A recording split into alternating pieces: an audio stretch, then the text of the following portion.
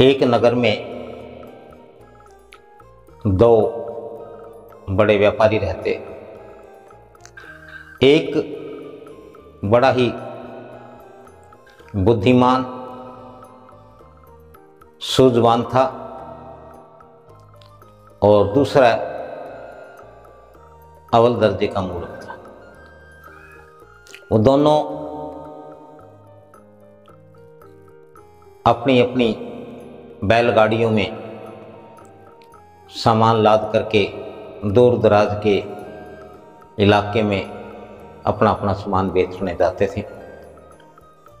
एक बार ऐसा हुआ कि उन दोनों ने ही इकट्ठे तैयारियां की। जो मूर्ख था उस व्यापारी ने अपनी 500 गाड़ियां माल की तैयार की, उन्होंने लादा और उस बुद्धिमान चतुर से कहने लगा कि भी मैं तो जा रहा हूं, तू भी चल।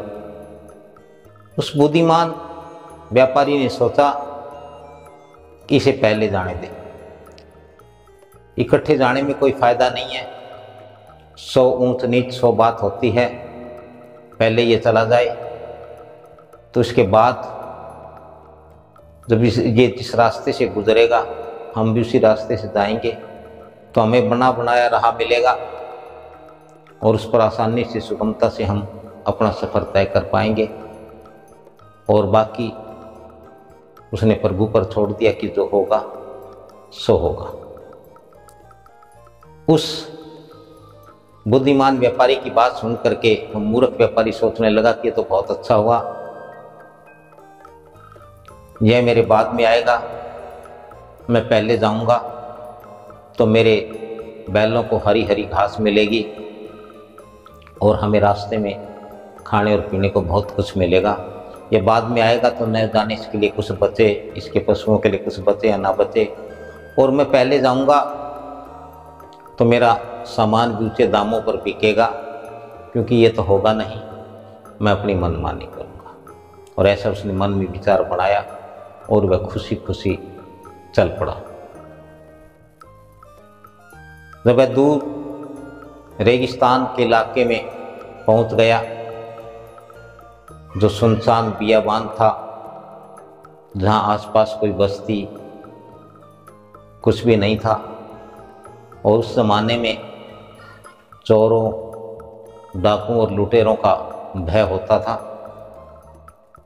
और वो जो मूर्ख व्यापारी था उसे भी इतना ही बस ज्ञान था कि चोर, डाकू और लुटेरों से कैसे सावधान रहे, उनसे कैसे बचा जाए, बाकी चीज़ों का उसे ज्ञान नहीं था। जैसे ही वह बियाबान सुनसान में उस रेगिस्तान में पहुंचता है जहाँ पानी की एक बूंद भी नहीं है, जहाँ दूर दूर तक सिवाय रेत के टीलों के कुछ दिखाई नहीं देता, कोई हरियाली नहीं, कुछ भी नहीं है, वहाँ पर एक और खतरा था जिससे वह मूर्ख व्यापारी अनजान था। वह खतरा वहाँ पर उन दैत्यों से, उन राक्षसों से था जो मनुष्यों को और पशुओं को मार करके खा लेते। वह बड़े ही छद्म में, बड़े ही छलिया थे, बड़े चतुर चालाक थे। यदि कोई सीधे सीधे उनके वश में नहीं आता तो वह और रूप धार करके भी, कोई और वेश धारण करके भी उनको फंसाने का, मारने और खाने का काम करते थे। उन दैत्यों के, उन नरभक्षी राक्षसों के दल ने देखा कि एक बहुत बड़ा काफिला आ रहा है, यूं तो इन्हें मारना आसान नहीं, इनको वश में करना आसान नहीं है, कोई तरकीब लड़ाई जाए। तो दैत्यों के, उन राक्षसों के सरदार ने अपने सभी को, अपने शरीरों को पानी से भिगोया, अपनी गाड़ियों के पहिए उनको कीचड़ में धसाया, उन पर कीचड़ लगाया और ऐसा दृश्य बनाया जैसे कि वो बरसात में से आ रहे, और वह उनके सामने से होकर के जाने लगा। तो दोनों काफिले दैत्यों का और उस मूर्ख व्यापारी का काफिला आपस में टकरते हैं। तो दैत्यों का सरदार कहता है कि सेठ, तुमने जो अपनी गाड़ियों में पानी लादा हुआ है, इस पानी का क्या फायदा, क्यों बोझ मर रहे हो, क्यों अपनी गाड़ियों में बोझ बढ़ाया हुआ है, इसे यहीं पर गिरा दो। ये देखो हम अभी आ रहे हैं, वहाँ आगे इतनी भयंकर बरसात हुई है कि सारे चारों तरफ पानी ही पानी है, हरियाली ही हरियाली है, खुशहाली खुशहाली है, और तुम अपनी इच्छा अनुसार पानी भर लेना, अपने पशुओं को पिलाना, खुद भी पीना, अपने पशुओं को हरा चारा खिलाना। और चूँकि वह व्यापारी मूर्ख था, उसको उनका ये राज, उनका रहस्य समझ में नहीं आया, और उसने अपने सभी गाड़ी के चालकों से ये कहा, गाड़ी हाँकने वालों से, कि सारा पानी नीचे गिरा दो, आगे पानी ही पानी है, तो हम क्यों पानी का बोझ।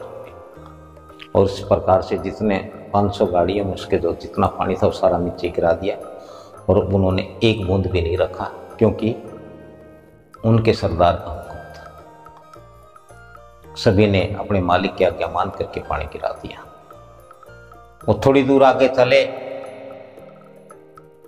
तो उन्होंने देखा कि वहां तो कहीं पानी नहीं है, दूर दूर तक कहीं पानी नहीं है, धूल भरी आंधियां चल रही है, ना कोई हरियाली है, ना कोई पानी है, ना कोई बादल है, ना कोई बरसात है।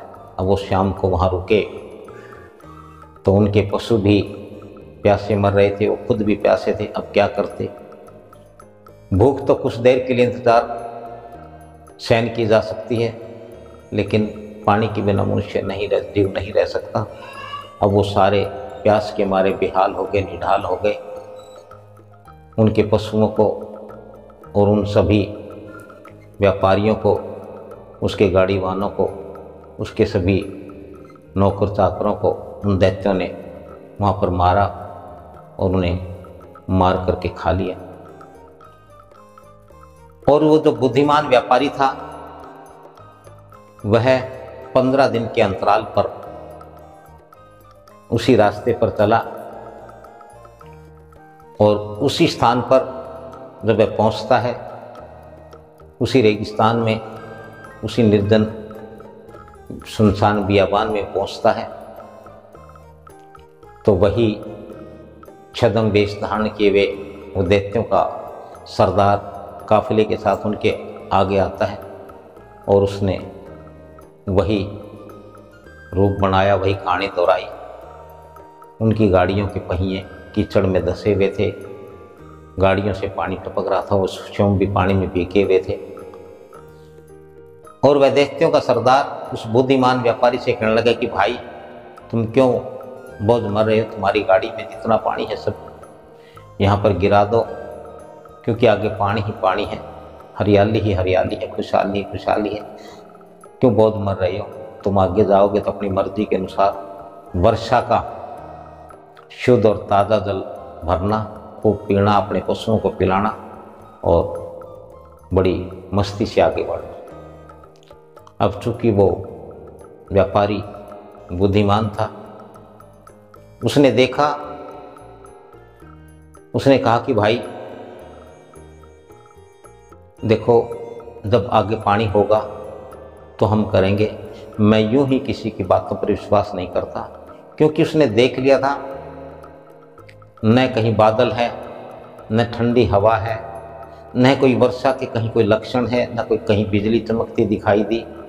और दूसरा उसने एक चीज और जो विशेष देखी, वो ये देखा कि उन छद्मवेशी, उन दैत्यों की परछाई दिखाई नहीं दे रही थी। वो समझ गया कि ये मनुष्य नहीं है, मनुष्यों के वेश में ये नरभक्षी राक्षस हैं, ये हत्यारे हैं, ये तो मायावी है, इन्होंने छद्मवेश धारण किया। तो उसने कहा कि नहीं भाई, हम ऐसे ही किसी की बातों में नहीं आते। और वह अपने रास्ते पर चलने लगा। अब दैत्यों के सरदार को बड़ी निराशा हाथ लगी, बड़ा निराश हुआ कि देखो इसने तेरा कहना नहीं माना है, तो बड़ा बुद्धिमान है। वो पहले वाला मूर्ख तो मेरी बात मान करके उसने पानी कर दिया। और पानी के बिना, जब तक पानी है तो जीव हिम्मत नहीं हारता है, हौसला नहीं हारता है, उसकी शक्ति कम नहीं होती है। तो दैत्यों का सरदार निराश हो गया। उसने सोच लिया कि इनको मारना आसान नहीं है, क्योंकि जब तक ये खाते पीते रहेंगे तो इन्हें मारा नहीं जा सकता। और वह अपने रास्ते पर चला गया। तभी उस बुद्धिमान व्यापारी के गाड़ी वालों ने पूछा कि मालिक ये क्या कह रहा था? तो उसने बताया कि ये यूं कह रहा था। तो उसने अपने आदमियों को इकट्ठा करके कहा कि भी बताओ, यदि वर्षा का मौसम हो या बरसात की जो ठंडी हवा होती है वह कितनी दूर तक होती है, कितनी दूर तक लगती महसूस की जाती है? तो एक ने कहा कि जी मालिक 1 योजन। और उसने कहा कि यदि बरसात होती हो तो कितनी दूर तक एहसास होता है, कितनी दूर तक ठंडक होती है? तो उसने कहा जी 1 योजन तक। तब उसने पूछा कि यदि बरसात होने को हो या बरसात हो रही हो और आसमान में बादल छाए हुए हो तो बादल कितनी दूरी तक दिखाई देते? तो उसने कहा जी 1-2 योजन तक। फिर उसने पूछा कि यदि बरसात होने वाली हो या बरसात हो रही हो, आसमान में खूब बादल छाए हुए हों और जो बिजली चमकती है तो वह कितनी योजन, कितनी दूरी तक दिखाई देती? उसने कहा जी 4-5 योजन। उसने कहा कि क्या ऐसा कोई लक्षण दिखाई देता है? तो उन्होंने कहा कि नहीं। तो उसने कहा कि ये मनुष्यों को मार करके खाने वाले दैत्य थे, राक्षस थे। इन्होंने छद्म वेश धारण किया हुआ था। ये व्यापारी के वेश में हमारा जल फेंकवा करके हमें प्यासे रहने पर मजबूर करके ताकि हमारी शक्ति, प्राण शक्ति खत्म हो जाए, कम हो जाए, और ये हम पर हमला करते, हमें खा जाते, और इन्हें कुछ लूटना नहीं था। और उसने कहा कि हमें यूं ही किसी की कही हुई बातों पर या किसी की बातें सुनकर उस पर अपनी बुद्धि का, अपने विवेक का प्रयोग किए बिना कभी उस पर विश्वास नहीं करना चाहिए। मनुष्य के पास बुद्धि। और थोड़ी दूर आगे बढ़ते हैं तो कहता है कि वो देखते हैं कि वहाँ 500 गाड़ियाँ माल की भरी हुई खड़ी हैं और वहाँ पर मनुष्यों की और बैलों की, पशुओं की हड्डियाँ बिखरी हुई हैं। सुनसान है, वहाँ कुछ नहीं है। तो उस व्यापारी को समझते देर नहीं लगी कि ये मूर्ख इन दैत्यों की बातों में आ गया, इनके चुंगल में फंस गया। इसके कहने से इसने अपना सारा पानी फेंकवा दिया। और जब ये प्यास से मरने लगे तो इन दैत्यों ने इन पर हमला करके, आक्रमण करके इनको खा लिया। तो इस कहानी से हमें एक सबक मिलता है, एक शिक्षा मिलती है कि मनुष्य को बुद्धिमान होना चाहिए। मनुष्य को सद्बुद्धि के द्वारा सद्विवेकी होना चाहिए, क्योंकि विवेक और बुद्धि ही मनुष्य को किसी भी आपत्ति से, विपत्ति से, बुराई से बचाते हैं। और मूर्खता और लालच सदैव मनुष्य को दुविधा में डालते हैं और अंततः उसको मार डालते हैं।